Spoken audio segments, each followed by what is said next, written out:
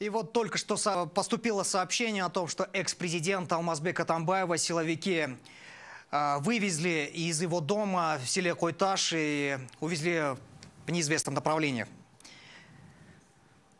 Я напомню, что спецоперация по задержанию Алмазбека Атамбаева началась около 2 часов назад в селе Койташ. Группа силовиков, спецназовцы ворвались во двор дома экс-президента и открыли огонь по сторонникам Алмазбека Атамбаева. Есть пострадавшие, сообщается о 10 пострадавших, раненых. Некоторое время, долгое время их держали во дворе дома, не пускали кареты скорой помощи.